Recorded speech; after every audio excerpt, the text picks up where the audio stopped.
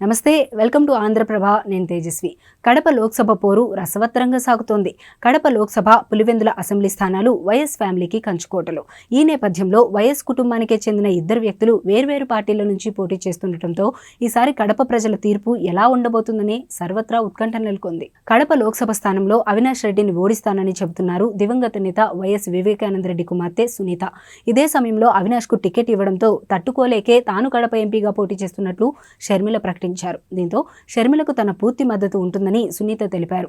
ఈ సమయంలో ఒకప్పుడు వైసీపీలో జగనన్న వదిలిన బాణంగా పిలుచుకునే వైఎస్ షర్మిలను అసలు ఎందుకు పక్కన పెట్టారనే విషయంపై సునీత సంచలన వ్యాఖ్యలు చేశారు. అవును, ఒకప్పుడు వైసీపీలో కీలక భూమిక పోషించిన షర్మిల జగన్ జైల్లో ఉన్నప్పుడు పార్టీకి అన్నీ తానే అన్నట్లుగా నడిపించారు. సీఎం జగన్ అధికారంలోకి వచ్చాక పార్టీకి ఎందుకు దూరమయ్యారనే విషయంపై సునీత స్పందించారు.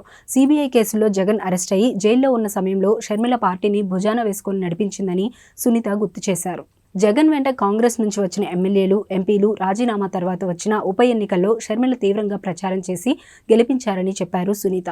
ఆ ఎన్నికల్లో విజయం తర్వాత షర్మిలకు ఆదరణ పెరుగుతుందనే రీజన్తో పక్కన పెట్టారని తెలిపారు. 2014 ఎన్నికల్లో కడప నుంచి షర్మిల పోటీ చేస్తారని అంతా భావించారు. అయితే ఆ స్థానాన్ని అవినాష్కు ఇవ్వాలని నిర్ణయించారని, అది వివేకాకు ఇష్టం లేదన్నారు. దీన్ని మనసులో పెట్టుకుని కక్ష పెంచుకుని తన తండ్రిని చంపేశారని సునీత ఆరోపించారు. వివేక కేసులో అవినాష్ను సిబిఐ నిందితుడిగా తేల్చిందని చెప్పారు షర్మిల. ఇదే సమయంలో హత్య కేసులో నిందితుడిగా ఉన్నవారికి సీఎం జగన్ టికెట్ ఎలా ఇస్తారని ప్రశ్నించారు. చిన్నాన్న హత్య వ్యవహారంలో జగన్ ఎందుకు మౌనం వహిస్తున్నారో చెప్పాలని డిమాండ్ చేశారు.